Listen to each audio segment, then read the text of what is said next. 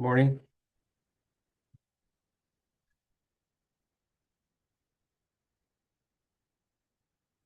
Just going to be me today?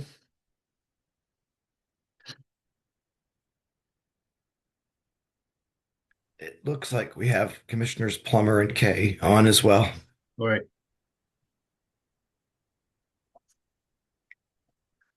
There we go. And Tom.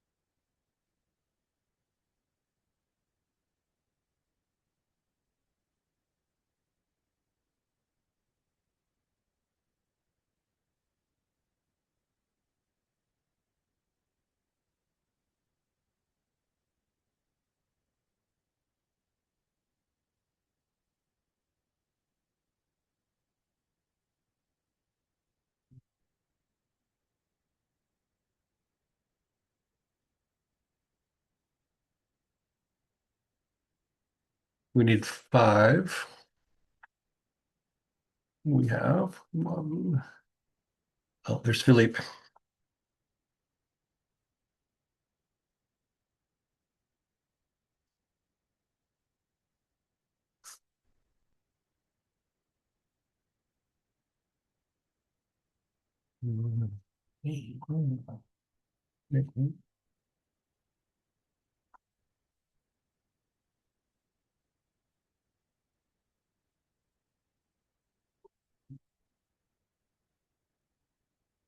Let me know when we have a quorum. I think we might be 1 short of a voting quorum. Is that right, We're Mara? good. Oh, there we go. Stephanie's here.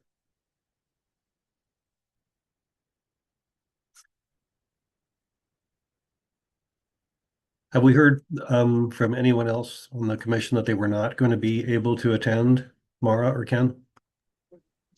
I know that Commissioner Lipscomb is not available and Commissioner Harvey is also not available. All right.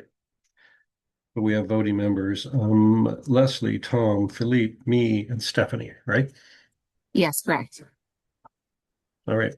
It is 10:02, so I'll call this meeting to order. Welcome this morning to the Public Defense Commission monthly meeting. We have thank you for bearing with us as we push this back a little bit. Both Directors Sandra and I have caught that bug that has been going around.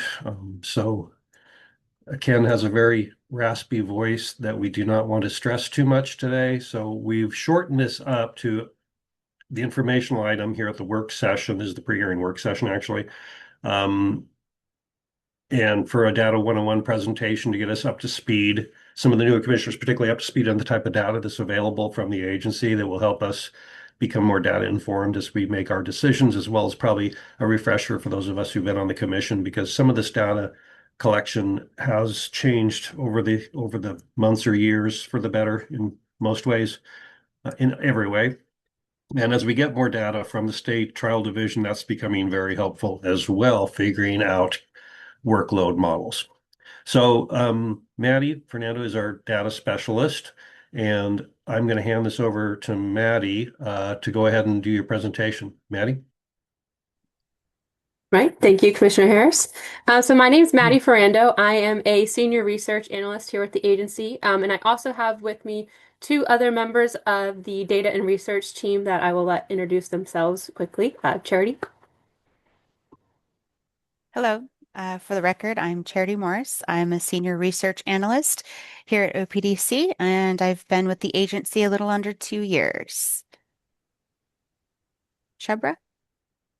Hi, my name is Shubhrapal. I joined OPDC just 1 month, 7 days ago. So I'm very happy to be a part of this team.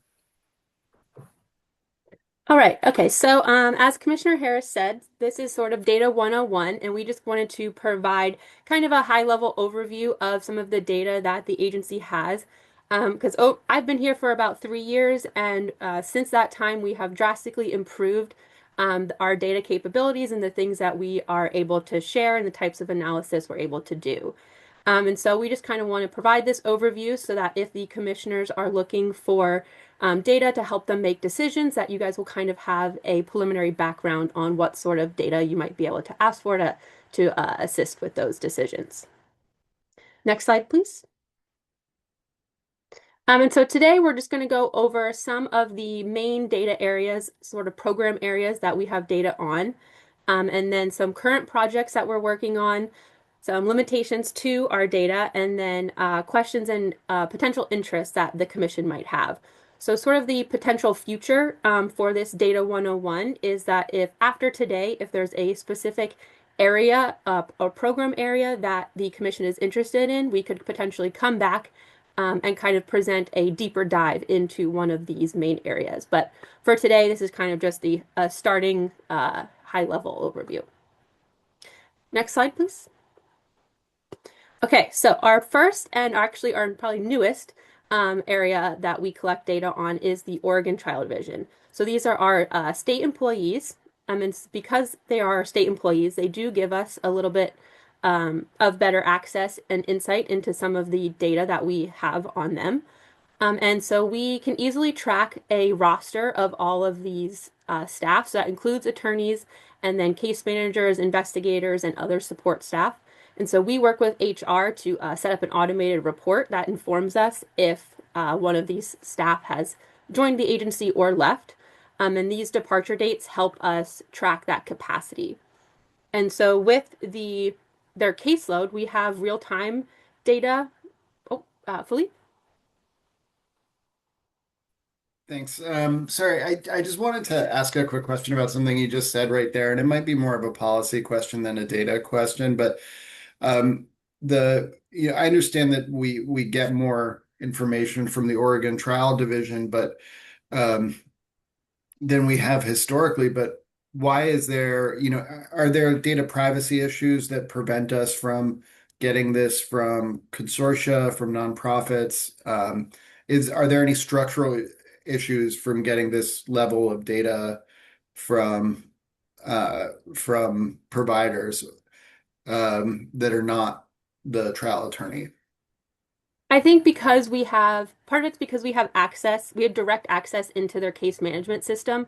So all of the data that they're collecting within a case management system is very easy for us to extract and do an analysis on, whereas our contractors, because they're independent contractors, we don't have that same access. And we collect reports from them, but it's kind of due to the structure in which we receive data from them. Have we ever thought about or talked about requiring some sort of uniform case tracking module, legal server or whatever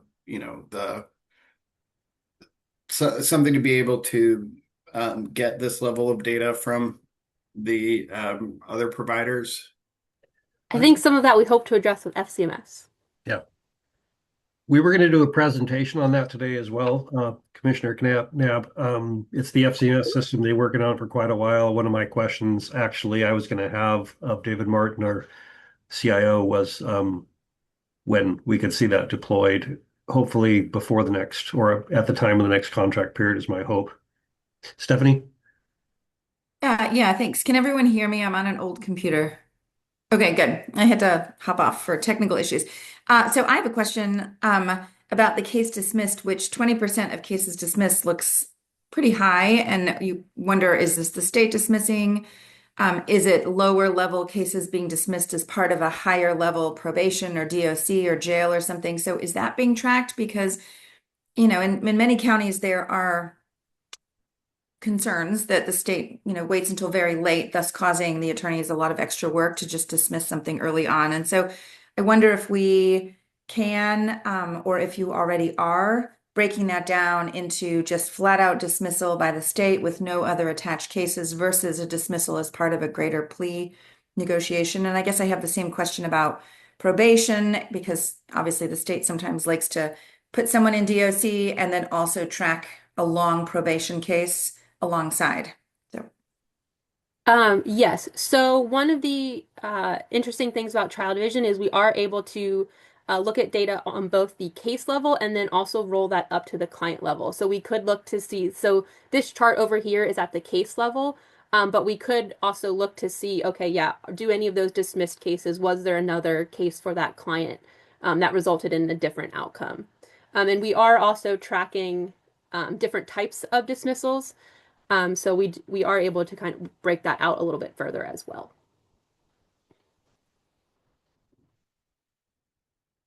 So I think we had talked about, Maddie, last one time when we were talking down there about the dismissal rate, same thing that Stephanie just brought up. And I thought we had maybe talked about like breaking that down in like dismissed per plea agreement versus, a real basic thing.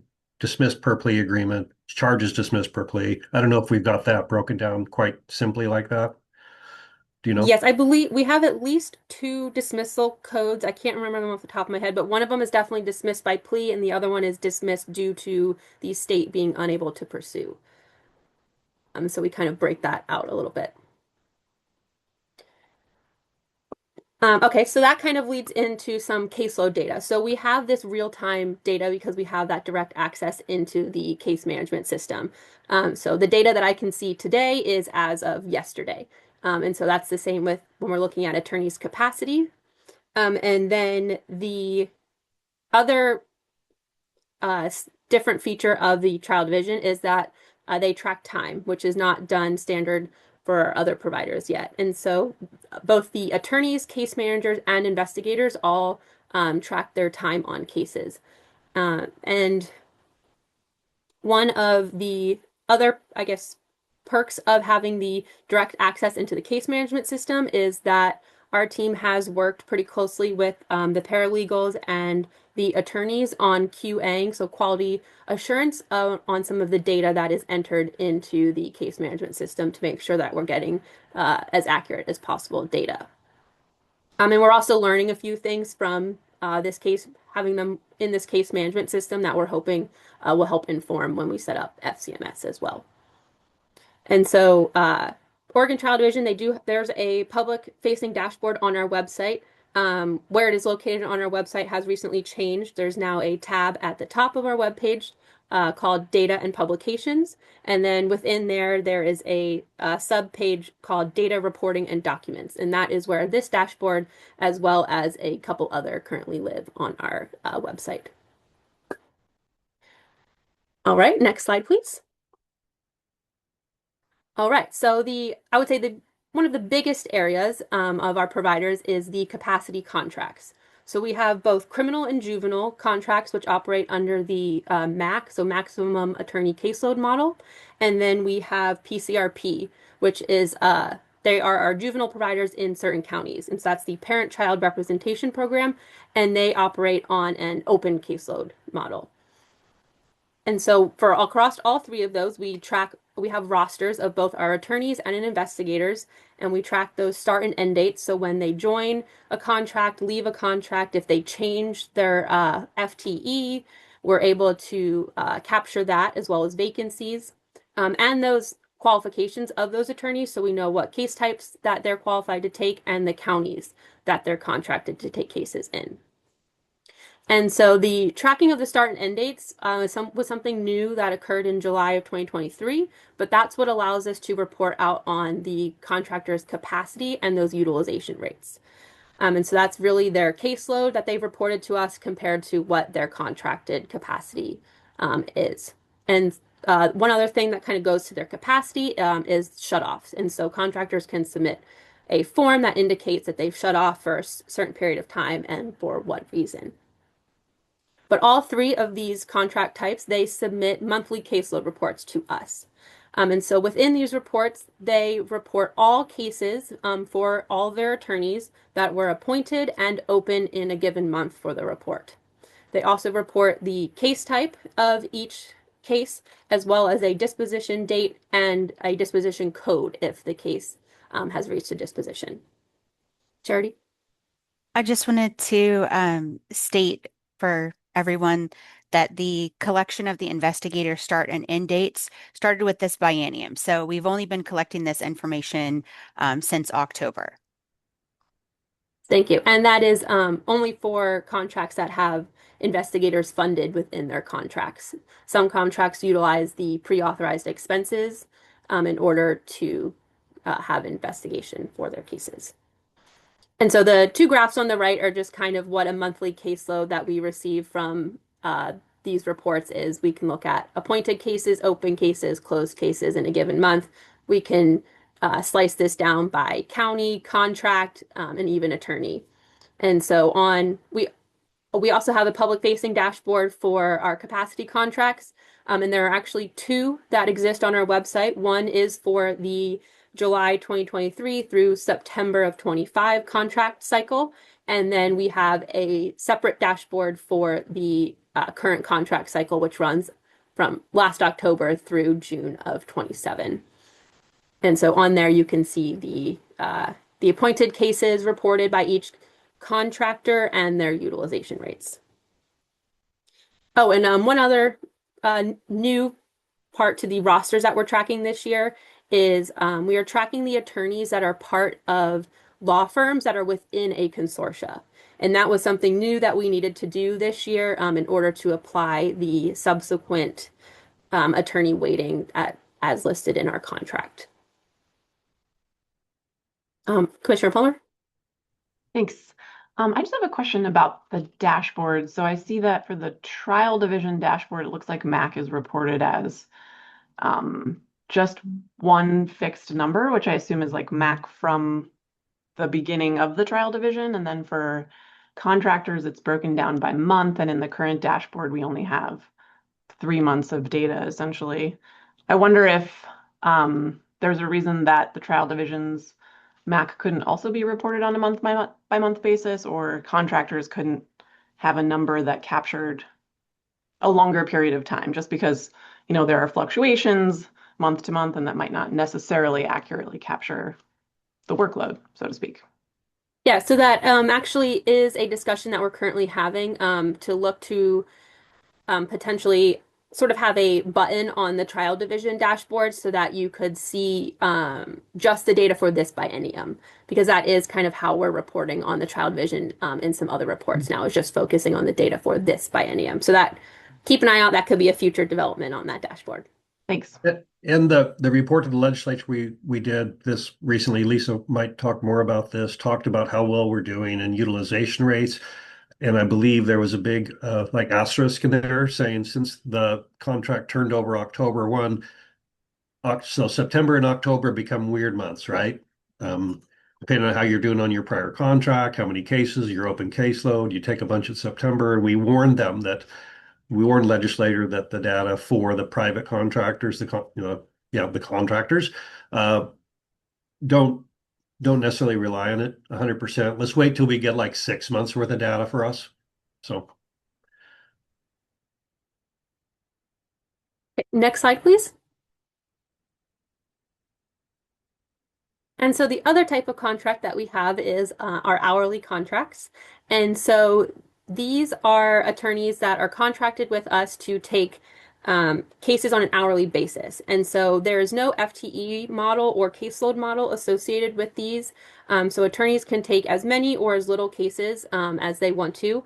And so we keep a roster of these attorneys. So anyone who currently has an hourly contract, it's good for through July or October of 25 through June of 27. So same as our capacity contracts. And we keep track of the qualifications of these attorneys and the counties that they're willing to work in. And then the caseload data that we have for these is they don't submit caseload reports like our contractors do. So we rely on the invoices that they submit for their hourly attorney fees, so that when we are able to look at kind of the cases that they're taking through that. And so we currently have 231 attorneys who have a signed 25-27 hourly contract. And of those, there are 80 attorneys that are also currently a part of a capacity contract. Maddie, a question, this might be more of a policy question, but it used to be that lawyers could do hourly appointments, even if they had contracts, if the case types were not within their contract. I don't know if that's still the case. But the second question, I'd like to know, I guess, but the second question is, do we only allow the contract attorneys to take hourly once they have reached their monthly quota, I guess I'll like to say, the monthly target, monthly MAC? Do you know the answers to those two questions? I do not. I know that there are some rules in place, but I do not know exactly what they are. All right. I'll follow up with Ken on that. Oh, Philippe? I just wanted to reiterate that I think that those questions, Rob, are really important, and I would be really interested, just because for me it it just strikes me as a little bit odd that we have, and I know that we all know that this exists, that we have these these full-time contracts, and then folks who are getting paid in addition to it on an hourly rate. And I think that it's important for us to understand, where this is, how this is happening, where this is happening, because I do think it's worth looking at, outcomes for hourly contracts versus outcomes for MAC-based contracts, and being able to assess whether one type of case is incentivizing better outcomes. And certainly, I think that having folks who are taking hourly cases on top of full-time contracts seems like somewhere where I might suspect that there would be a differentiation in case quality and case outcomes. Yeah, I think there's a danger of that. And using the data, for instance, and I'm not saying this is happening, but if someone is billing, 42 hours on a DUI plea and they have a misdemeanor contract and they're doing all their other cases, and based on math, and hours available, they're only spending on average less than that per misdemeanor case. That should cause some concern. Anyway, that's just a flag for Ken, I guess. Yeah, I will Yeah. note that, oh, sorry. No, I would hope that we can get some clarification on what the rules around those hourly contracts are. What the strictures are, and what the reporting requirements are. Yeah. By the way, I don't think there's anything wrong going on, but I do think it's important we can let people know exactly what's happening here. Thanks. I was just going to note that a few months ago, we did add to the hourly attorney invoice form a disposition code and indicator. So we are starting to collect some of that information so we can hope to get some outcome pictures in terms of the hourly cases. By the way, I would note as a last mention on this, since Philippe and I both raised a concern that quite often these hourly cases are appointed because they are really super difficult cases because they've been through 4 attorneys, and there's mental health, addiction disorders, things going on. So I honestly would expect them to take more time, just based on my experience, but we need to know this. Thanks. Next slide, please.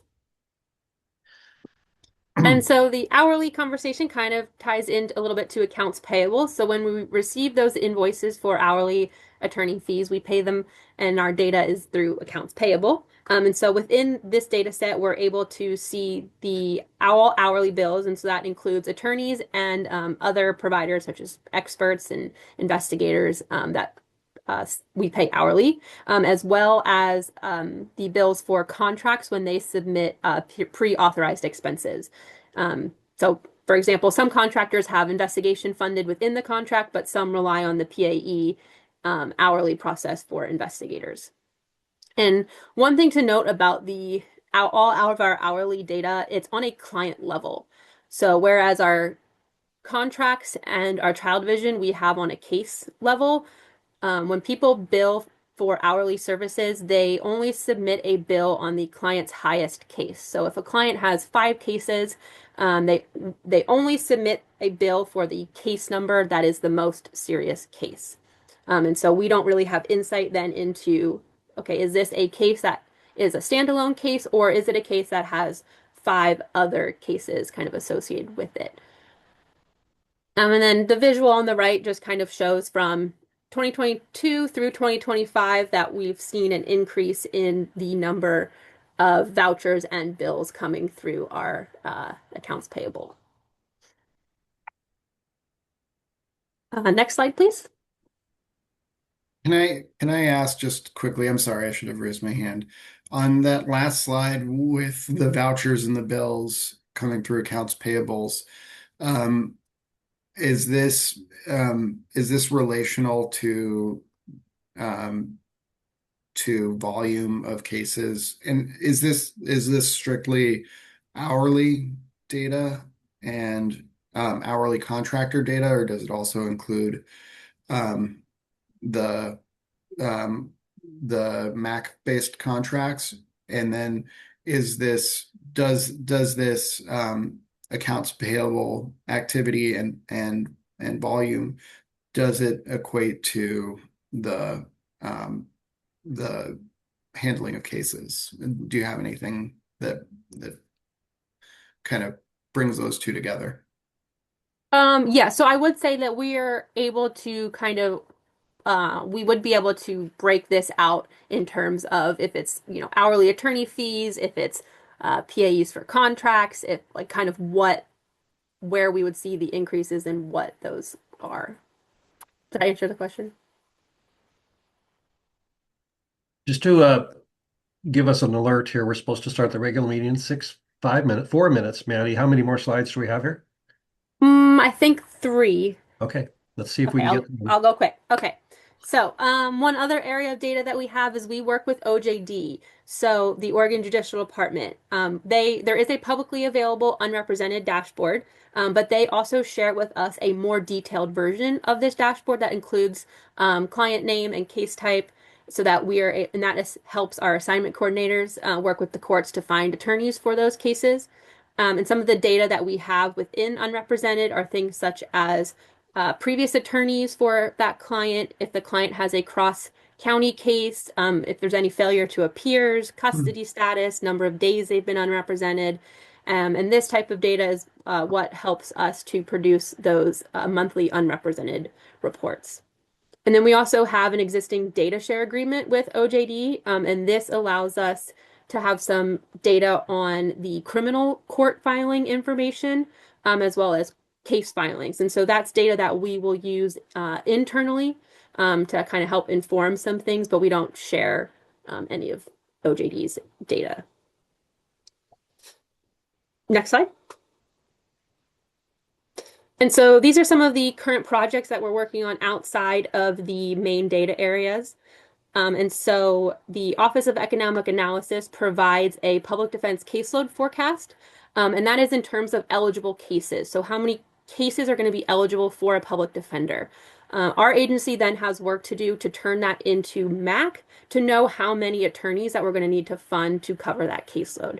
So that's something that we are currently working on, is sort of those factors to adjust cases into how many attorneys we need. Cost per case, we're working on updates. We shared some preliminary results back in October, and we are still working on some updates to those. We work closely with IT and the business analysts on the FCMS project in terms of documenting what we currently have and some future state. And then we are collecting information currently now on law clinics, and then case managers are a future goal. So last year, the law clinics just submitted like sort of a report, a Word report to us, but this year we are collecting a standardized survey and a standardized caseload report so that we can have better insight into what the law clinics are doing. And then we are also hoping to shift from just receiving email files from the case managers into a more automated system for our case manager reporting as well. Next slide. think this is my last one.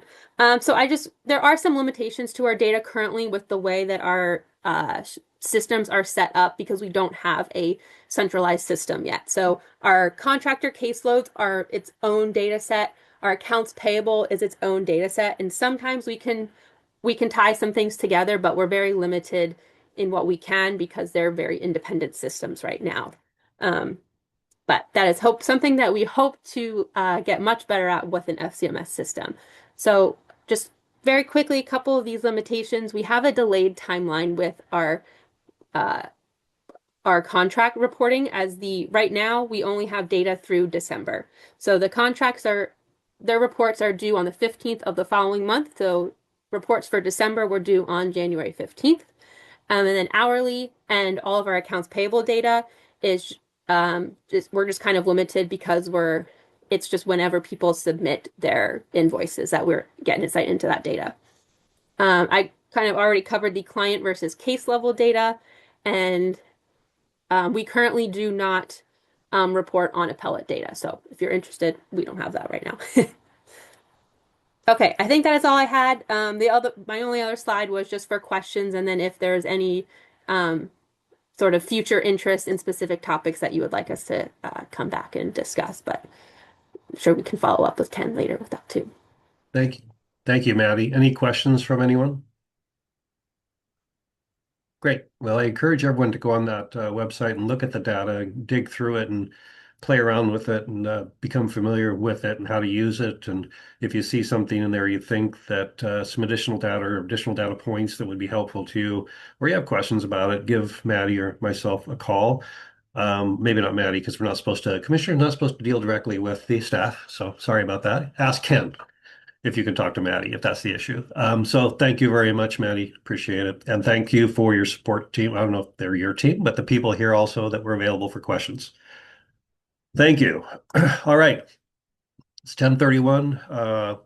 This meeting let's see, I have Caitlin, Haley, Leslie, Philippe, me, Susan, Tom, and Stephanie. That's a quorum, and it's most of our commissioners. So that's great that we're all here today. I'll call this meeting to order. This is the January 21st, 2026 meeting of the Oregon Public Defense Commission.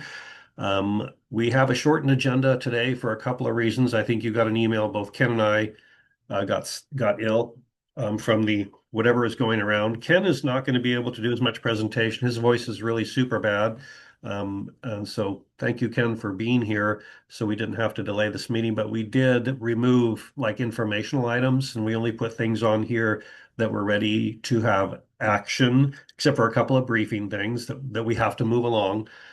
So we did scale this down, and I'm hoping to be out of here about 11:25. I know it says adjournment at 2:00 p.m. approximately, but I don't think we're going to be waiting around 2 hours and 15 minutes to adjourn. Hopefully we will adjourn soon around 11:25.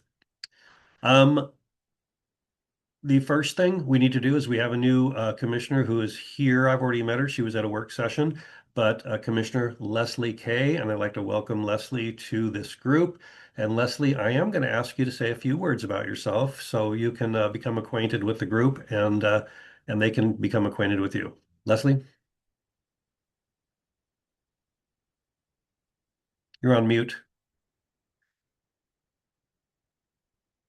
Oh, there you go. Here I am. Yeah. Thank you.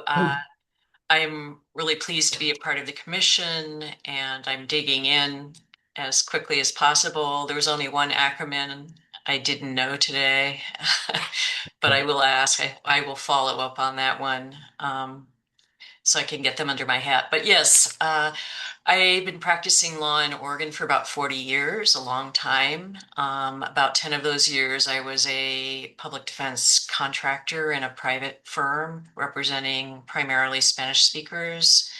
I was also at that time a member of the federal CGA panel. So I had about 10 solid years of criminal defense experience, and also later in my career I was the executive director on an interim basis of youth rights and justice, so I have some background in juvenile law as well. the other part of my career was largely with nonprofit public interest law firms, including Legal Aid Services of Oregon, Disability Rights of Oregon. So I have a long experience with working with indigent clients and the folks that are part of the public defense system. I'm hoping those skills, both as staff attorneys and as managers of those programs, that I will be able to make some contributions to the work that you're all doing. I'm a big fan of the public defense community in all of its complexity, and look forward to working with you all. Thank you. Thank you, Leslie. And I guess maybe we should go around just to introduce ourselves to Leslie with just 10 or 15 seconds of background. I'll start in the my upper left-hand corner. Caitlin. Hi, Leslie. My name is Caitlin Plummer. I'm the Executive Director of the Public Defender's Office in Lane County, and I am a non-voting member of the commission, and I'm a couple months in, so also feel new. Thank you. Tom? Hi, my name is Tom Leininger. Welcome, Leslie. I'm a professor at the University of Oregon School of Law. I've been on the commission since January of 2024. Thank you. Philippe? Hi, Leslie. Nice to meet you. My name is Philippe Nab. I currently work as the Eviction Defense and Reentry Program Director for the Washington State Office of Civil Legal Aid. And I've been on the commission since last fall, I believe. Yep. Thank you. Haley? Hi, Leslie. Nice to meet you. I'm Haley. I'm a defense investigator. I've also worked CJA cases. So I do OPDC cases. I've been a staff investigator, and I'm located out in Eastern Oregon. So great to have you. Thanks. Susan? Hi, Leslie. I'm Susan Manderberg. I was both a Multnomah County and a federal public defender back in the 70s. And since then, I've been a law professor teaching criminal law and criminal procedure, and was on MPD's board for about 20 years before I joined the commission in 2024, January. Thanks. Stephanie? Hi, I'm Stephanie Engelsman. I currently serve as elected to the Portland Public Schools Board of Education. I left public defense in January of 25 to run that campaign. But before that, I spent 20 years in public defense, the last 5.5 doing juvenile. And I joined in November of the commission too. So like Caitlin and you, I'm very new. Thank you. Welcome aboard, Leslie. Next is an action item. We've already gone over these two items, the standards that we've reviewed at least once here, if not a couple of times at the commission meeting. We also had a work session on them. Jordan Huppert is here to present them, answer any questions, and then we will determine whether or not we will approve these standards. Jordan? Thank you, Chair Harris, Vice Chair Mandenberg. My name is Jordan Huppert. I'm a resource counsel with the Oregon Public Defense Commission.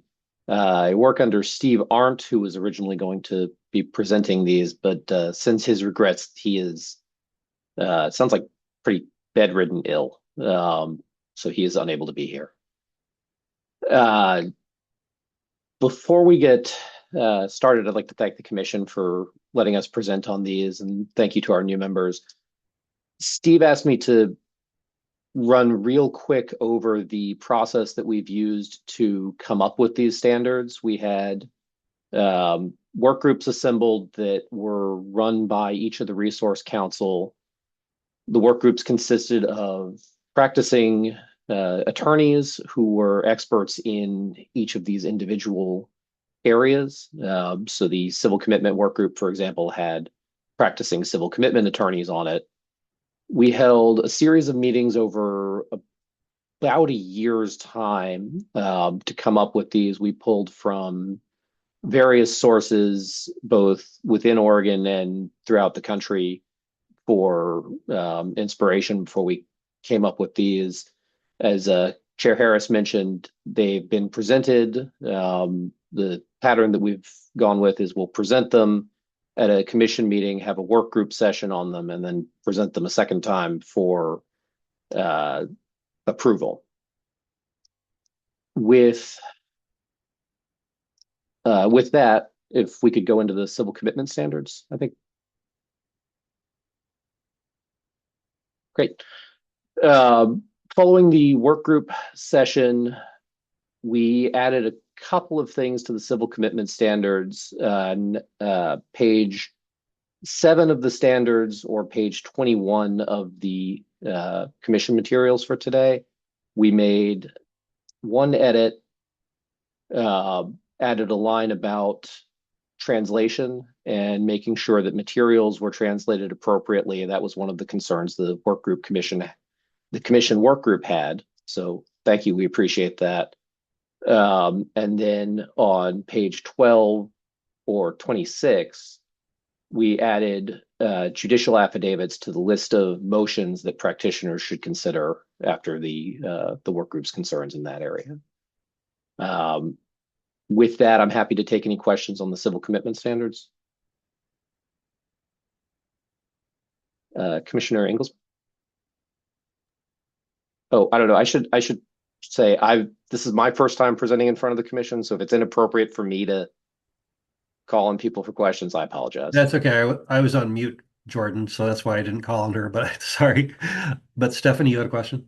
Not a question, more a comment, and I apologize that I didn't catch this in the first iteration or the work group, but throughout these documents, not just the civil commitment, I noticed that we do use his or her best interest a couple of times throughout, and so I circled them, and I wonder whether it would be more appropriate to recognize that we have a lot of non-binary clients and lawyers, and tailor the language more so we are using they them pronouns throughout. So I'm looking at page 4 of the civil commitment. In the commentary, a lawyer is bound by the client's definition of his or her best interest. And so I flagged it throughout. I wonder if it could be better, like the client's definition of their own best interest, something like that. Just a thought. And I noticed that it also pertains to lawyers, and I know we have some lawyers who don't use those pronouns. Absolutely, thank you. We definitely want to be respectful to everybody, so we can certainly run through that and make those changes.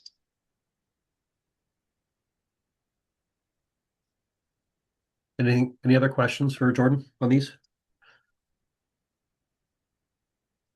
Okay, so we could take these one at a time. We're going to vote on them one at a time, but I'm thinking maybe we just, if someone wants to make a motion to approve this, and if they want to make a motion to approve this on the condition that we accept Stephanie's recommendation and change the pronouns to they, them, there. Throughout this document, I would entertain that motion. So moved. Thank you. Is there a second? Second. That's Philippe. Thank you. Susan makes the motion. Philippe seconds to approve these on the condition that we change these pronouns to be gender neutral. All in favor can raise their hand. All right, 1, 2, I see at least 5, 6. That's 6 for anyone opposed. I see none. It passes. These standards have been adopted. Jordan, you want to jump to the PSRB ones? Certainly. Thank you, Commissioner Harris. With the PSRB standards, we followed the similar process. We did make a similar change in the translation language on page 7 of the standards and page 34 in your materials. The other changes on the same page, we clarified based on the work group's concern, what happens at the first meeting. Is it an interview with the client or just to meet the client? So they should be there to meet the client. If they can conduct the interview at the first meeting, great, but hopefully that clarifies the intent. I'd also like to take a moment to thank the PSRB. We got some feedback from them as well that we've incorporated into these standards, and that is on page 5 of the standards. We added lawyers should be familiar with how to contact the PSRB director and PSRB staff, and that was at their request to add that. And added that the lawyers should be familiar with the PSRB budget and overall plan and should be able to incorporate that within their arguments as they see fit, again, at their request. And they also sent us some very encouraging words of support and thanks for putting these standards together. We didn't have standards for practice in the PSRB previously, so they were very supportive, and we want to thank them for their support. With that, questions on the PSRB standards? Stephanie. I just have the same, I guess, motion. I lack of a understanding, but I guess I would make the same request to change. I notice on page 4 of these standards, in the bold of the actual standard 1.1, the very last sentence, we do use, if a client cannot express their own interest, the lawyer should act to preserve the rights of their client. And in the commentary, we use his, her. So it should be a very easy change. I would just ask that we go through that and make it gender neutral. Understood. Any other comments or questions on the PSRB standards? I do have a quick one, Jordan. On what PSRB recommend, lawyers should be familiar with the PSRB strategic plan as well as the agency's budget to use that knowledge in order to inform their advocacy and engagement with the board. Can you explain why knowing an agency's budget is important for a lawyer to be informed of? Well, I think that what we were going for is that the more knowledge the lawyer has, the better. So the more able they are to tailor their arguments to what the PSRB might be considering, the better their advocacy is going to be.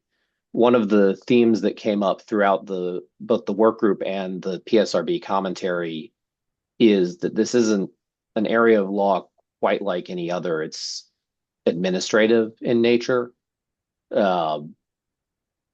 which means you're not arguing to a judge with kind of legal principles. You're trying to convince a board of a particular tack, and they can be concerned about things more than where a judge might be concerned about kind of legal principles. The board might be concerned about different areas. So it is not a mandatory thing that an attorney use budgeting in their argument, but as far as it is something good for them to be aware of because it is going to be on the minds of the decision makers that they're trying to convince.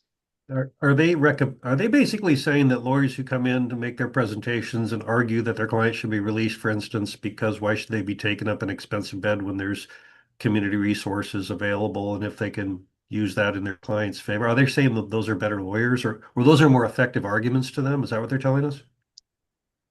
I think what they're telling us is that there's a place for that argument to be made, and that the better lawyers will know that information and be able to use it when appropriate to make that argument. But I don't know that they're specifically suggesting a tack for lawyers. Okay. All right. Well, it's simply a recommendation. It's simply a should, I guess, anyway. So, all right. Thank you. So I would entertain a motion to approve these standards with the direction to change pronouns to make them gender neutral where they may exist here in this document. Does anyone want to make that motion? I'll move. Stephanie, is there a second? Second. Susan seconds. All in favor, raise your hand. 1, 2, 3, 4, 5, 6, 7. Any opposed? Thank you. No opposed. Motion passes. All right.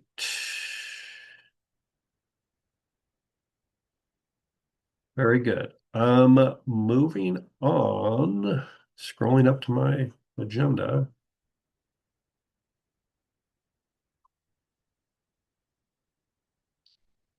Oh, sorry. Got to get the right screen going here. All right, a briefing on by Jordan again on habeas performance standards and PCR attorney performance standards. Jordan, go ahead. Thank you, Chair Harris, Vice Chair Mandelberg. These are the standards for habeas cases and for post-conviction cases. This is the first time they've been presented to the commission. So we are happy to take feedback on these. And then they will be back, I believe, for a work group session in February, and then back before the February commission to deal with the approval. I don't have a whole lot to add to what's been presented, but I'm happy to take questions or comments. Any questions, comments from anyone on these items? And I apologize because I've been sick. I really have not dug through these yet. Are we? Go ahead. Go ahead. Sorry, go ahead, Tom. I saw that your hand's up. I didn't mean to jump in. Right. I was off video for a second. Right. Tom? First, I wanted to thank Mr. Hooper. I once had the pleasure of teaching you. I know how smart you are, and I really appreciate that you're working with OPDC on this important task.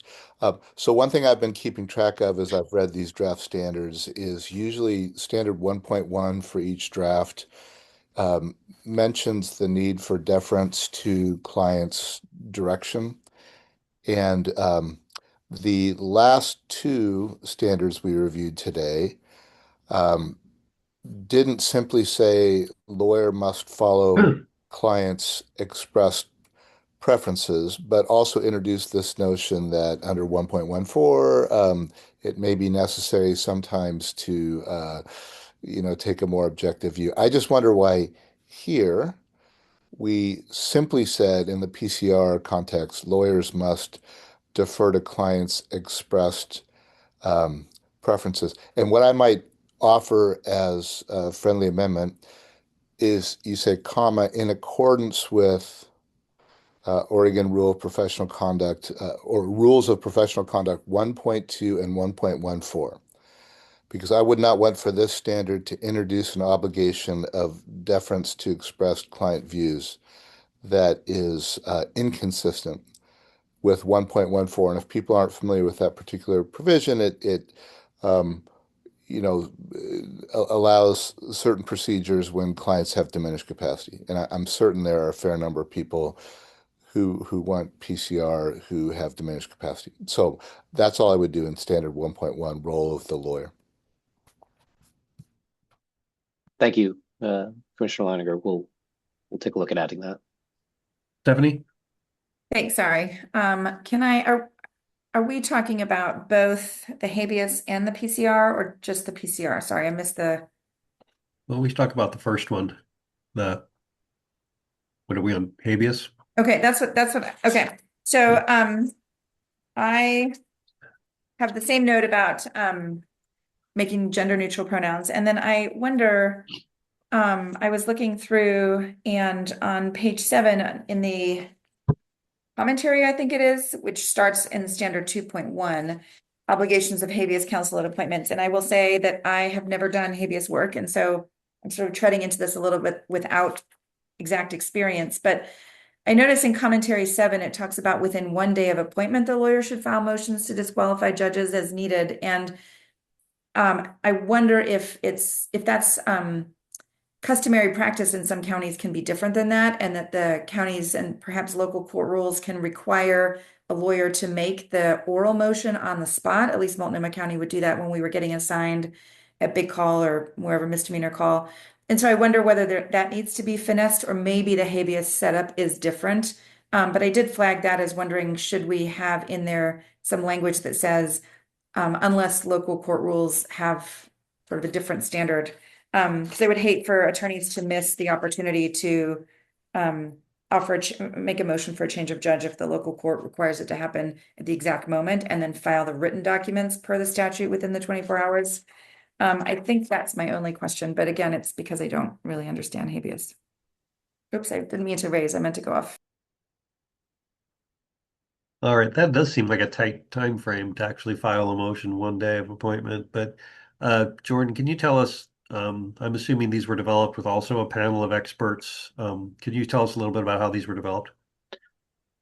Certainly, they were also developed with a panel of experts, all of whom practice habeas law at some part of their practice.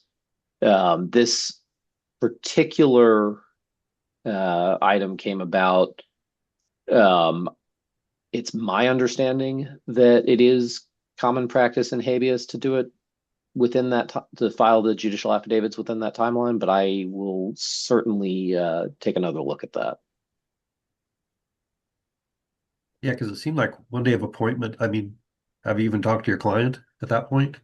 Now, I know that some judges should probably are obvious, to be disqualified if you're filing in that county and stuff, but if they heard the case in any way, and this is in commentary, so it does say should, but maybe run that by your panel to make sure that that is a best practice statewide.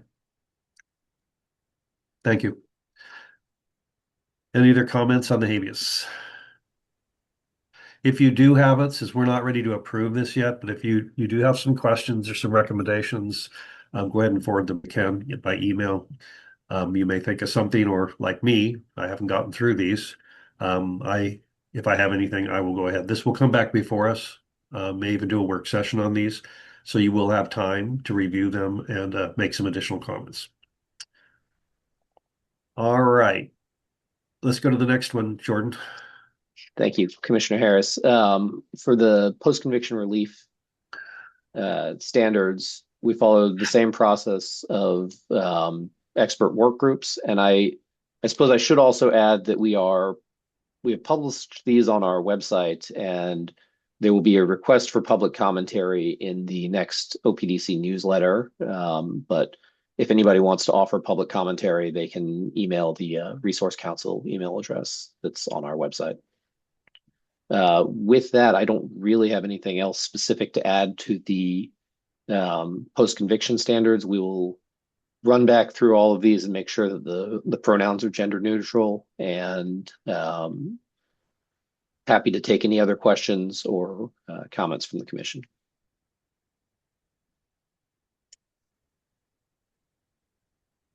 Anything from anybody? Stephanie? Sorry, I wasn't okay. sure if we were going to have a work session on this, so I marked everything up. My only quick comment on standard 1.2 in the commentary, counsel should mail client a copy of the memorandum and reply no later than the date they are filed. And I imagined, and I know, I'm hoping that people aren't going to be in trouble for something so, which could be problematic, but I could see a situation where you're filing something at 4:50 and then postmarking it the next day. And so I just wanted to recognize that if we're having this no later than the date they are filed, that we perhaps need to have some wiggle room for attorneys who don't have the opportunity to get a postmark, or just maybe going to walk it to a blue box, stick it in, and then, I mean, that's not an ideal way to do it, but just recognizing that there may not be a postmark opportunity if someone's filing something towards the end of a business day. All right, thank you. Any other questions? Thank you, John. I would note, by the way, as I was quickly scrolling through the habeas stuff, I think there's section, I think it's 2.3 or 2.4 in the habeas that talks about working with clients with diminished capacity. So based on Tom's recommendation, which I agree with, I mean, let's make sure those two mesh together. All right. Absolutely. Thank you. Yeah. Do you need anything else from us, Jordan? I don't believe I need anything else from y'all. Hopefully everybody stays healthy. Yeah. All right. Thanks. Next order is, what time is it? Susan, you want to report on KPMs for the commission? Yeah, so the KPMs for the commissioners, for the commissioner part of the commission, are different from the KPMs for the agency part of the commission. And Kim is going to be talking about the KPMs for the agency part of the commission. So the only thing I'm talking about is I think there are 15 KPMs that commissioners have to fill out every year regarding how the commission operates. nothing to do with the agency. And in the 2 years that I have been on the commission, at the time these come up, which is late spring, most of them have been pretty clear cut. There have been a number of these KPMs that we inherited that people didn't seem to understand, or that people didn't feel like they had the information to comment on intelligently, especially in this last turnaround. A couple of new commission members were really at a loss for having to answer some of these questions. So the governance committee was considering whether to ask to change these commission KPMs. It's something that can be done every other year in years with a ending in a number like 2026, this year 2028. Getting them changed is a big deal. It requires submission to the legislature. It requires possibly some consultation with the DOJ. And we actually didn't discuss this at great length this fall. We had some issues with governance committee meetings. We were taking a lot of time to talk about bylaws. What I would like to propose after discussing this with Kim Freeman, who is the person who's most knowledgeable about KPMs, is that it's not worth our time and energy and resources to try to get new commission KPMs put through the legislature. I think that if we tried to do that, we would end up with very similar KPMs as the ones we have now, possibly worded a little more intelligently, but or intelligibly, but not changing the content particularly. So what I would like to propose is that we do not ask to change the commission KPMs. Instead, we should have a work group meeting shortly before these KPMs need to be filled out and submitted by each commissioner. And at that work group meeting, we can go over what these KPMs are asking, what they mean. We can go over, review what the commission has done over the past year in terms of activities, accomplishments, challenges, things that are still not addressed sufficiently. And if we can do that in the month before we have to fill out the KPMs, I think we'll be able to fill them out much more intelligently and completely, and have a much better sense of how we're doing as a commission, and also then be able to give the folks in the executive branch and the legislature who look at these a better idea of what we're doing as a commission. So that's what I would like to propose. I don't think it's an action item because it doesn't involve changing anything. And we have the ability to set workshops on whatever topics we decide to set them on, whenever we decide to set them. So that would be my suggestion. Thank you. Any questions or discussion? I think it's a good idea. We already have them. They've been in place. Can they be improved? Maybe, but we also have a lot of new commissioners here. And I think it would be a good idea for them to get some time under their belts before we attacked this or review this. I know the time would be extremely short if we wanted to get them changed this cycle. And it makes more sense to me to push this off. It gives us time to develop and review those KPMs in preparation for the next opportunity. So I agree with that. But if there's any discussion or concern about that, the floor is open. Leslie? Where can I find the 15 commission KPMs? Is that on the website? Yeah, I'll make sure those get circulated to everybody again. Yeah. I have them. and I'll get Mara to send them out. Thank you. Yeah, for sure. Yeah, thank you. Thank you for raising that, Leslie. Good idea. All right, next action item. Did I hear somebody? Nope. Okay. Next item is an action item. Kim Freeman, she's going to tell us about the new key performance measures. These also have gone through this commission once or twice, and we've had work groups on them as well. So, Kim, I think you made it back. Yes, you're here. I did. Good morning, Chair Harris, Vice Chair Manderberg, Commission members, and Interim Director Sandrigan. I am Kim Freeman. I am the Compliance Audit and Performance Manager, and I am here today to share with you the key performance measures of the agency, the proposed changes that we did discuss at our work group meeting on January 8th. We do have a couple updates that I'll be sharing with you today as well. And thank you to Mara, who is manning my PowerPoint presentation. Next slide, Mara. So just a refresher for those who may not have been able to attend the January 8th work session, just a little bit of information about our key performance measures. The annual performance progress report, also known as the APPR, and Commissioner K, we're doing our best to make sure when we have acronyms, we spell them out so you'll know what they are. But if we slip on them, please continue to ask. So this report is our primary expression of the agency's performance measures against legislatively approved key performance measures known as our KPMs. And this report is due the 1st of October every year. What we've been doing is talking about what we want to change. So this whole process will be presented to the legislature here next month in the 2026 short session on all our proposed agency KPMs. The proposed changes have been based on efforts by internal staff, and this is cross-sectional, cross-divisional. We've, I think, included someone from every section within the agency.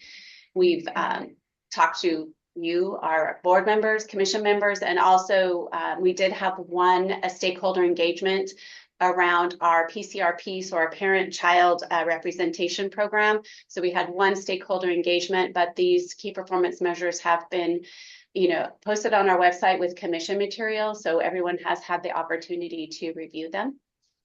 Next slide, Mara.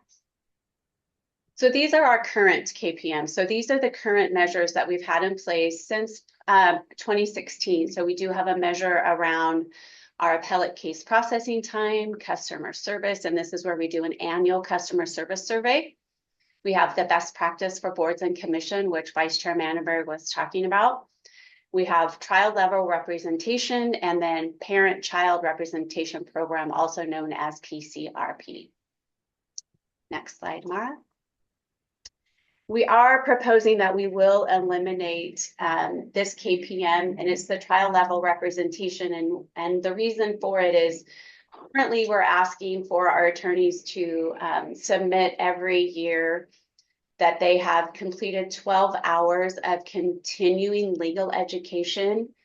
But what happens is in our current capacity contract, it's within 24 months that we're asking for their CLEs to be reported. And the Oregon State Bar is a 3-year requirement. So this KPM really always is not user-friendly when we send out a survey, and it contradicts our contract, and it doesn't really align with the Oregon State Bar. And it really is one that we are proposing to eliminate. Next slide, Mara. So these are the additional KPMs that we want to add to our agency KPMs for the 27-29 biennium. I'm going to go more in detail with these a little, on each slide, but here's where we are. We've made a change to number 6 and number 10 and number 8, and I'll go into those too as we get to those slides. Next slide, Mara. And again, each of our KPMs, we looked at a measurement. So what is being measured and how are we defining that? That's really important. What source are we using? So is it anything in statute, legislation, budget documents, our strategic plan? And then also our alignment is how does it measure to our strategic plan with goals and objectives? So we're looking at things that we can truly measure within the agency, that we can feel, good about the outcomes, but then also have room for improvement. Next slide, Mara. This is just a refresher of our strategic plan and goals. Again, our strategic plan is posted on our website, but we have these 4 goals here, and you will see them referenced as we go through the key performance individual measures, where they line up on the strategic plan and the goals. Are they in goal 1, 2, 3, or 4? And they can be in multiple. So you're going to see this, and I just like to bring this up just for awareness. Next slide, Mara. All right, so key performance measure number 5. So this one is actually one that we will start measuring in 2026. This is one that was added to our key performance measures this past year from session, and it is one for eligible individuals to receive timely and appointed counsel. And this one is measured using the Department of Justice website.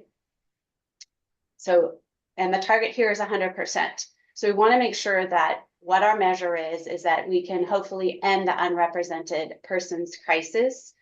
So it's within 7 days of appointment, and that's first appointment. We're excluding warrant cases, and then we're also looking at cross-county cases can be counted, right, as one. I do want to follow up from our work session where Chair Harris asked if we could track the second and third appointment. And according to the data team, yes, we can. And it is currently tracked on the OJD, so that's the Oregon Judicial internal dashboard. So it's something that we can see internally, but it is not publicly available, but we do track it. So I did want to follow up with that question. So.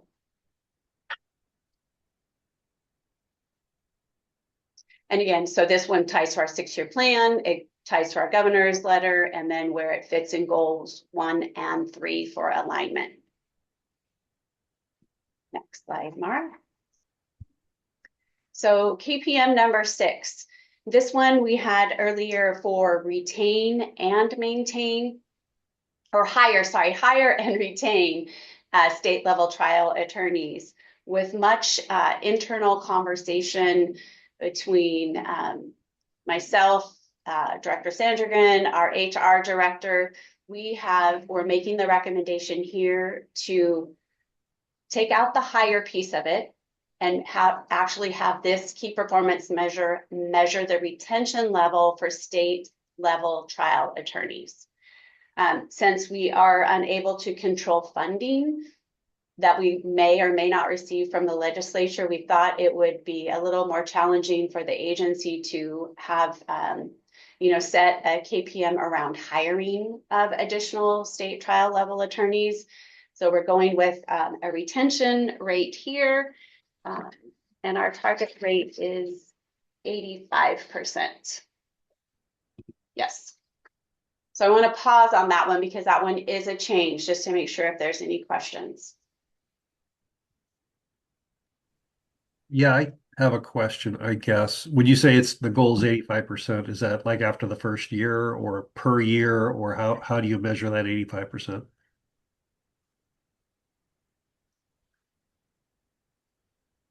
On an annual basis, yes. For all attorneys, so you don't want to lose more than 15% of your attorneys on average, is that it? Well, we possibly, yes. I mean, I hope not, right? We hope Right. not, but yes. Okay, Caitlin? Thank you. And I'm sorry that I wasn't able to attend the work group on this, so I'm sorry if this has already been discussed. But, I see the goal here with this is to end the unrepresented crisis. Obviously, at this point, the trial division is a very small part of the workforce. So if we're talking about ending the unrepresented crisis, it seems like perhaps retention for contractors is actually even a fact that would impact the unrepresented crisis more.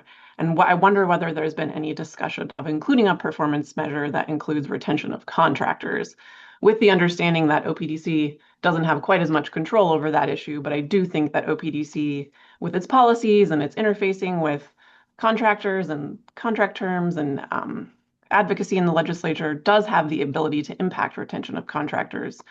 And that would seem like a good measure of whether we're ending the unrepresented crisis and having a healthy workforce. We have not had that discussion. I know it is should say, let me rephrase that. We've had that discussion, but not in reference to actually a key performance measure, right? So I think that conversation happens pretty frequently within the agency. I know it definitely happens on our compliance team. So we used to call them our program analysts. Now they are contract compliance analysts. So they are the analysts that work with our capacity contract providers, and every month, every quarter, when they're looking at performance and vacancy. So it is an ongoing, pretty regular conversation with our contract compliance analysts. Susan? I know that sometimes lawyers stay within the public defense system, but they change how they do it. So they might be working for a nonprofit and then go into private practice and become part of a consortium. Or they may leave a consortium or a nonprofit and get onto one of the state employee teams. Is there a way that this KPM can track where people go? I mean, in other words, if it shows that somebody left a trial team, for example, it wouldn't necessarily mean they've left public defense. So is that being tracked in any way? We do currently track that on our vacancy form. Is Maddie are you still on? Because I know for sure she'll know, but I believe we do track that. If when you leave, if there's a vacancy, we are asking if you're leaving public defense altogether, if you're moving, Vice Chair, as you say, from nonprofit to consortium or coming to the state trial division, but we do currently track that. So if this KPM gets changed at some point to include more than the state trial attorneys, will there be a way for the KPM to measure that? We would need to either create another KPM around provider or capacity provider KPM. I would think we would want them separate. I would think we would want to be able to measure our state trial level attorney offices for retention. And I would think we would want to measure our contract providers separately in a KPM, and we would just have to increase probably some data elements. But again, these proposed KPMs do not go into effect until the 27-29 biennium. So we would have opportunity to work on, a form to be able to track that information. So but we need to ask to implement. I'm sorry. But if we wanted to have a KPM that tracked anything other than state trial attorneys, we would have to ask for that now. If we want an additional KPM, yes. Now we could track that without it being a KPM. And so maybe what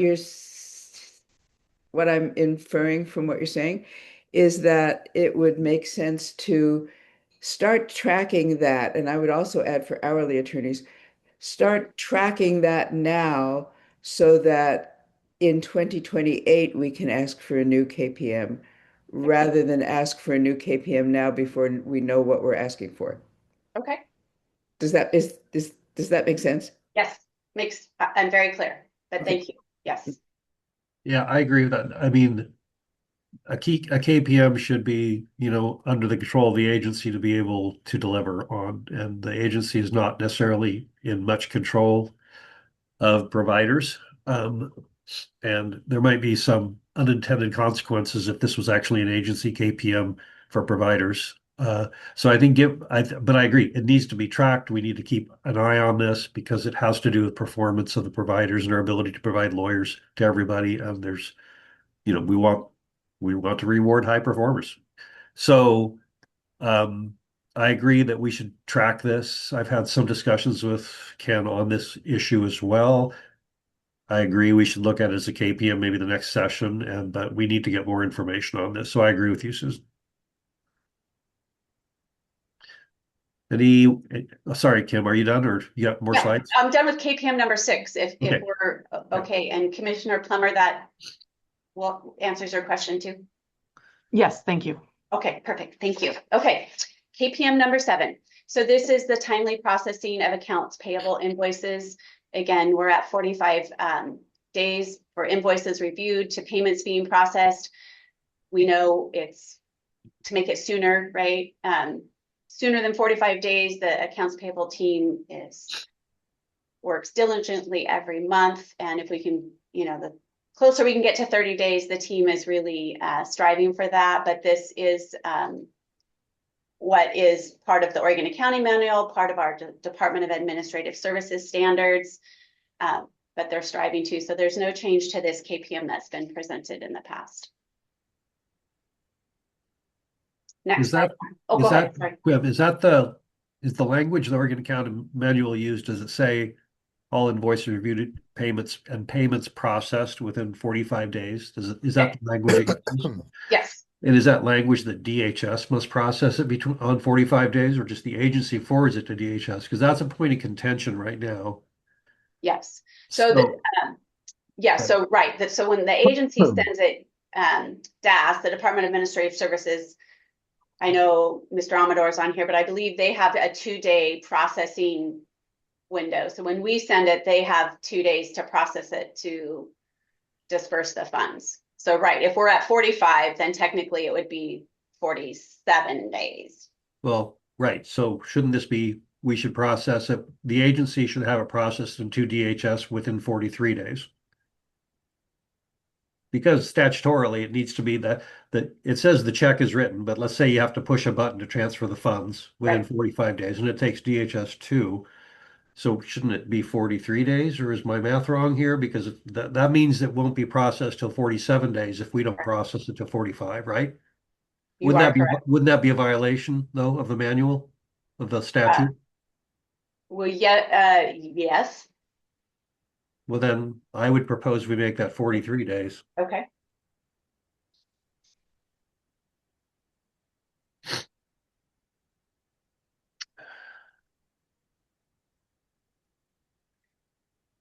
All right, so we'll make that change to 43 days. And I know there's been some discussion about having the Attorney General or something review that, but we can follow their recommendations as well, obviously. We should follow their recommendations. Okay.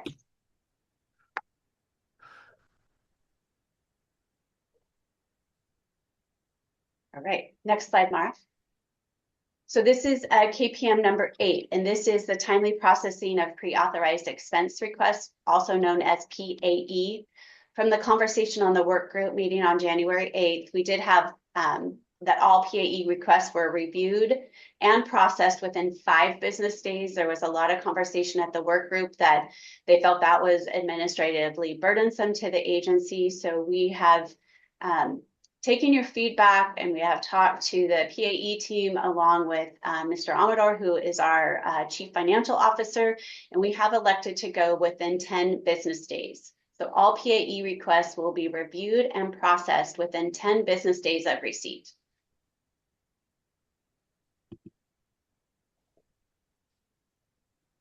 Thanks. Okay, so that one. All right, next, this one is our key performance measure on policy, standards, guidelines and guidelines which will align with agency priorities. We included here that our priorities are going to align with the statute. So to ensure that the agency has all the policies, standards, and guidelines that were required by the statutes. And then our strategic plan and all the engagement and alignment with DAS. So that's the Department of Administrative Services. So currently the policy team is working diligently to align our policies with the DAS policies. Our HR team is working with the policy team, so we're making sure that, we're processing policies that the agency needs. If we can adopt the DAS policies over, then we're adopting the DAS policies. If we need to make amendments or adjustments to the policies to ensure that they meet the OPDC requirements, we're doing that as well. So this work has already been ongoing for the last year, and we're just continuously working to ensure that anytime DAS policies are updated, we make sure we update our policies. So this is work that's already happening. And this way it aligns. And I know Commissioner Leinecker, when this one was first presented, said, we don't want a number here, because his comment was, just don't do policy to do policy, which I appreciate that. But we need to ensure over the next, 2 to 4 years that the agency does have all the policies, procedures, and guidelines in place that we may not have today. So this one really is important for the foundation of the agency.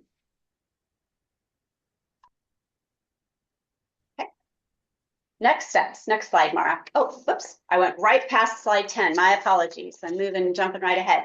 So KPM, this is the last one. And this was the change to this one based on comments from our work group was we added the word capacity in front of contractors. So it's capacity contractors meet or exceed the performance expectations.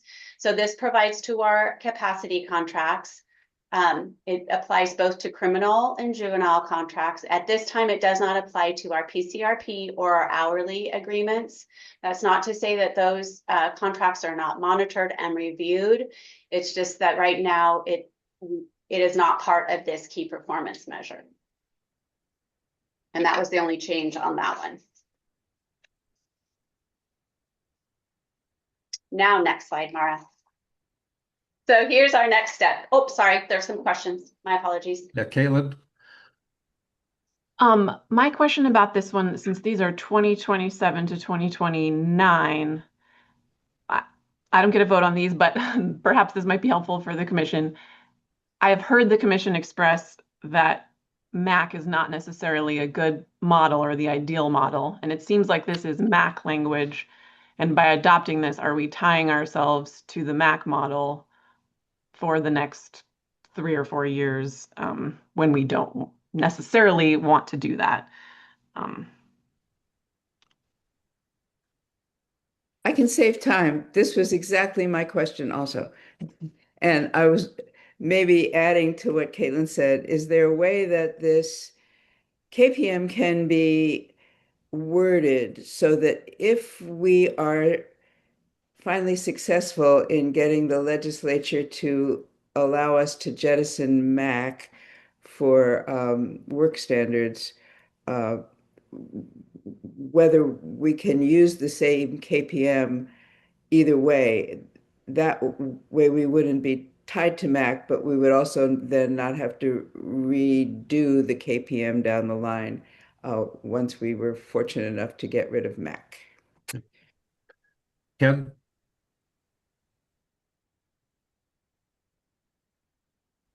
Sorry, it took a moment to come off of mute. This KPM is not intended to be a measure of MAC, and it's intended to be much broader than just MAC. It would be a measure of the degree to which contractors meet all of the expectations that they have under our contract. And so that would include, does the contractor make on-time data reports? Does the contractor submit proof of insurance as required? Does the contractor have a succession plan in place? And so it is what I intended, and I apologize if the language is not broad enough. The language should be broad enough to cover any type of contract that we have with providers that have things that contractors have to do. And then we as staff would simply track whether the contractors are meeting those obligations. Mm-hmm. So while currently in the present contract, having a monthly MAC expectation would be one of those items, if there was no MAC expectation in the 27 to 29 contracts, that would not impact the KPM. We would simply have fewer things to track. And I apologize for being slow and speaking right now. Yeah, I think that the concern arises from under the source note that you've got here. Budget note calls for report of any providers not meeting 90% of expectations. Clearly, that's a MAC reference from the legislature to us. But that's not necessarily the measurement either. Under the measurement, it applies, it really doesn't say what the measurement is exactly, I guess, but applies to contracts, not to all OPD, to provider contracts, but not all contracts. I will, Yeah. I apologize, Chair. I will circulate the exact wording for this one to the commission Okay. at the conclusion of the meeting. I was working on refining the language up until the close of business yesterday, and this slide was not updated to reflect the changes that we made. Okay. All right. And I understand measuring performance of the contract, but right. I mean, Caitlin and Susan are right. What happens when the contract changes in the next few years? So it's a good point. With that, how important it is for us to approve this today? Do we need to approve this today, or can we push this off to the next meeting?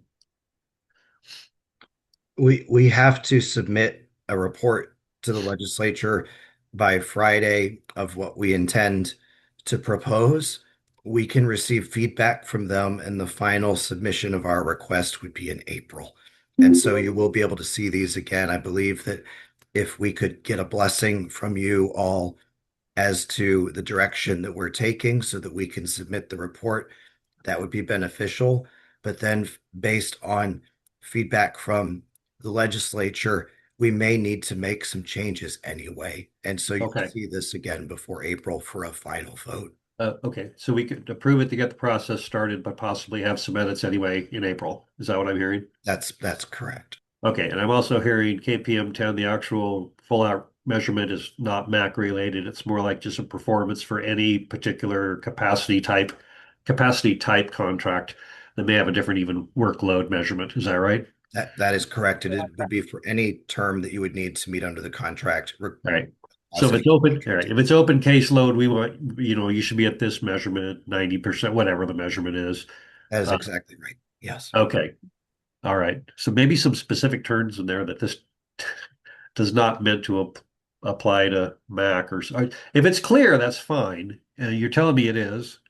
And we will have an opportunity to review and maybe fine tune if after the legislature does its edits, right? If the commission would feel more comfortable, if I could have a moment to pull up the draft, I could show you the language right now. I just need to be able to pull that up real quick.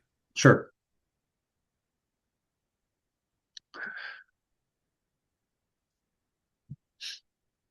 You want to move on, maybe, Kim, to the next slide while Ken's working on this? Oh, sure. So the next slide really is just what our next steps are. So proposed language approval today. Then again, the report that Ken is referring to is due on Friday of this week, which will have all of the proposed KPMs, the change, the ask to take out the trial level continuing learning education, that one, and add these additional 5 and keep the other ones.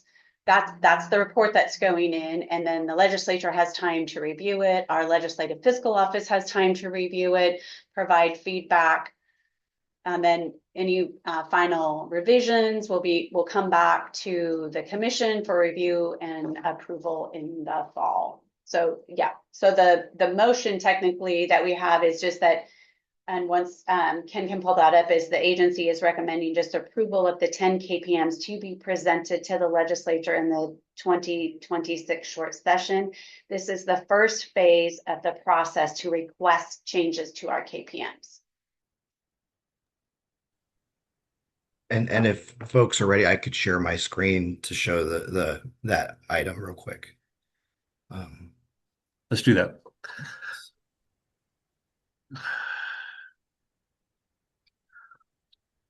Hopefully everybody could see that, and hopefully that's large enough to read.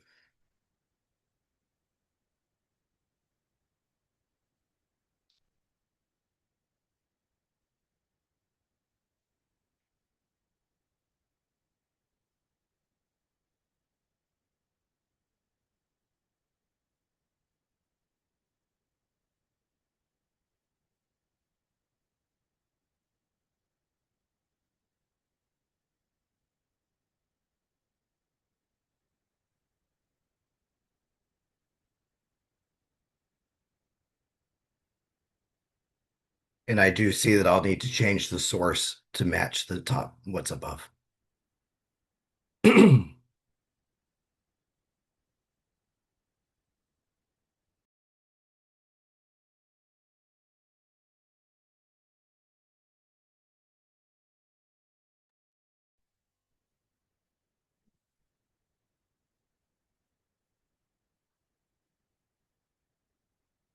Ken, I hate asking you a question because it seems so hard for you to talk right now. But I'm just thinking in terms of these contracts, kind of holistically, there are so many different terms and conditions of compliance with contracts. Everything from, when invoices are submitted, to how cases are handled, that is is being able to track compliance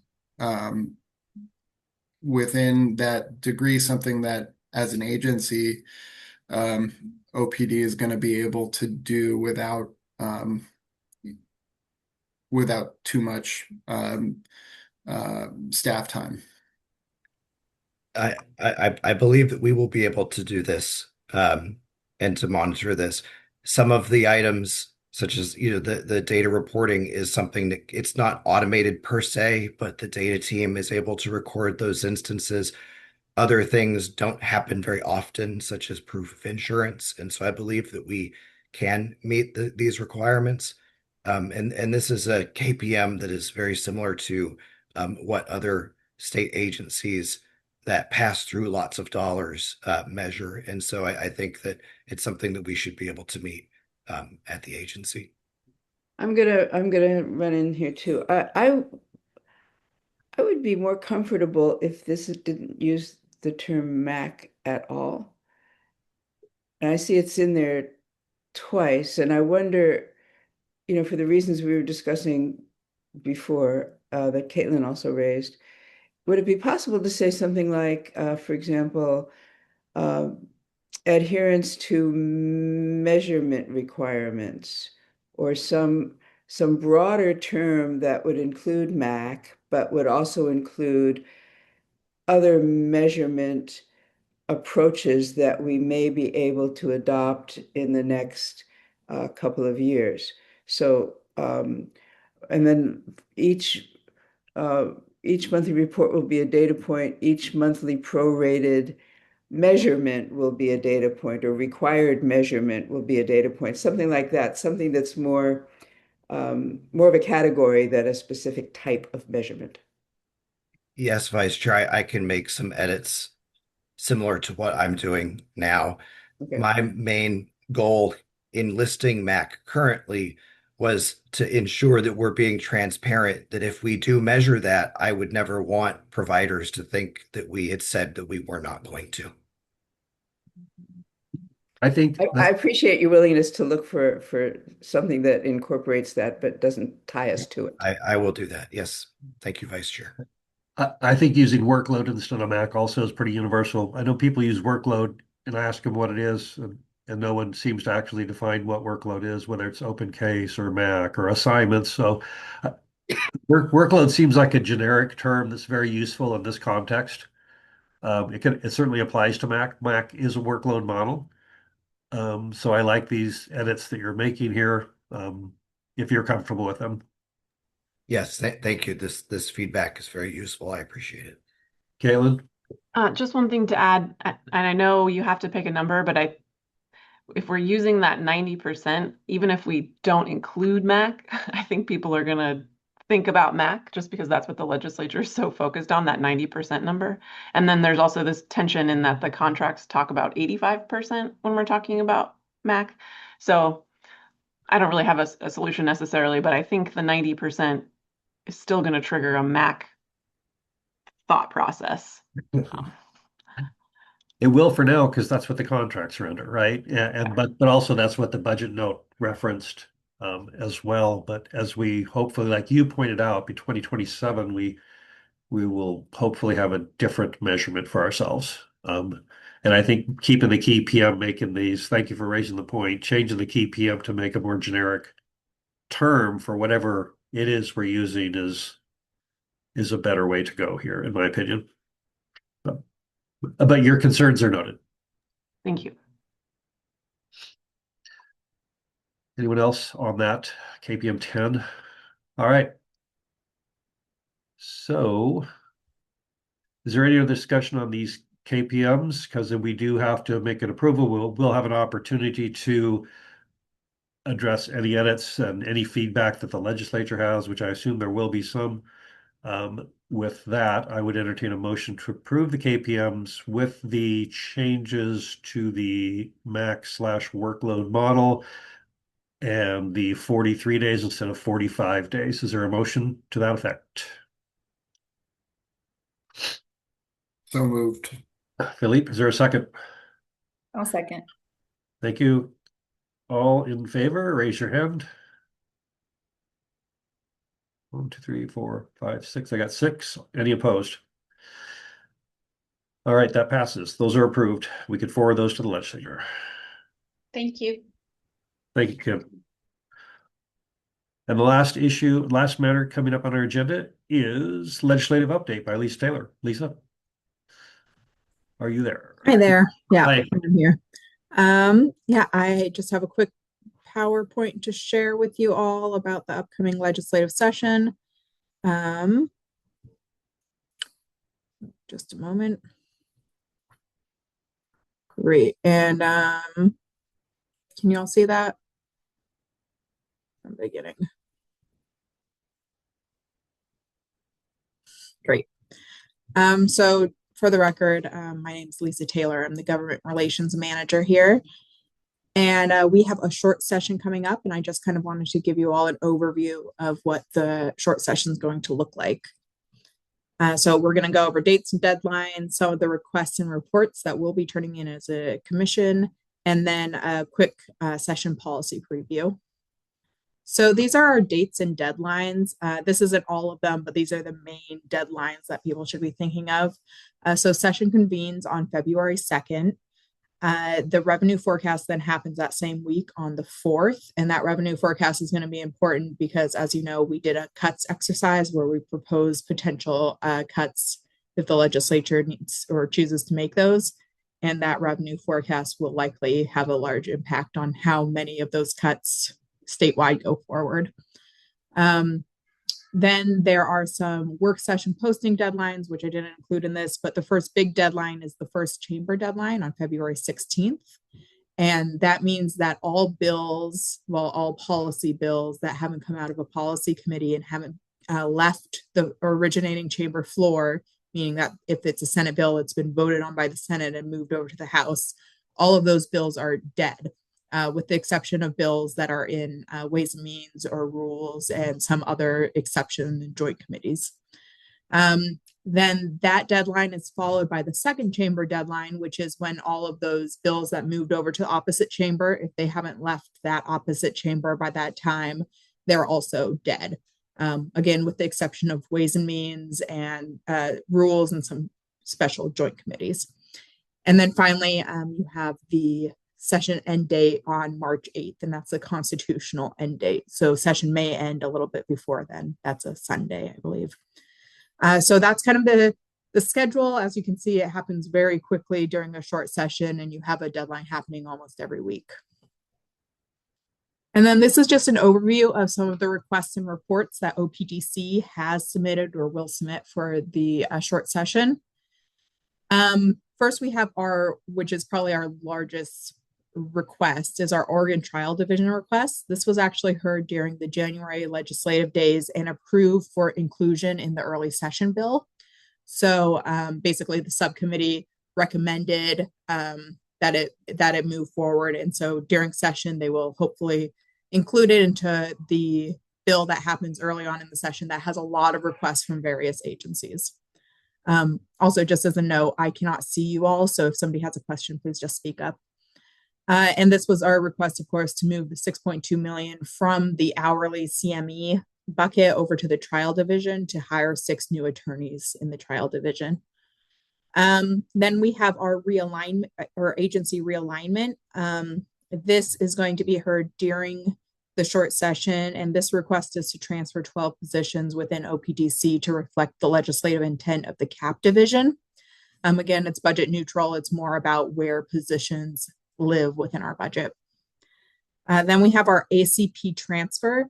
This is a technical budget adjustment and will be heard early on in session, hopefully. And it's to correct a transfer amount for the application contribution program, which is a program run through OJD that is people who apply to get public defense have to pay a small fee, and then that budget, and I apologize, I'm not an expert in this, but basically that money is transferred back and forth between us and OJD to cover some of the costs of checking people's applications for whether or not they qualify for public defense. And we just need to correct an other funds limitation so that it matches OJD.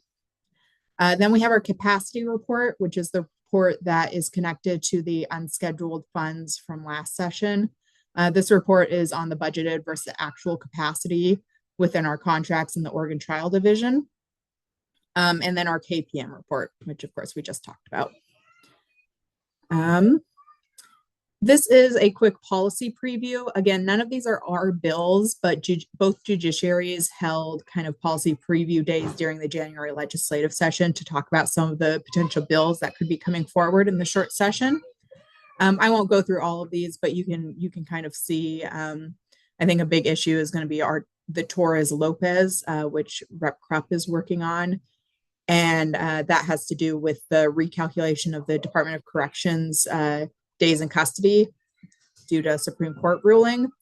There's also, as you can see, a cannabis omnibus bill and some others. You can see I have some useful links in the document, which will be posted after the commission meeting, where you can actually go and see the committee hearings and listen to the presentations about these potential bills. There's also the deadline calendar if you'd like to see all of the deadlines that are included in the short session.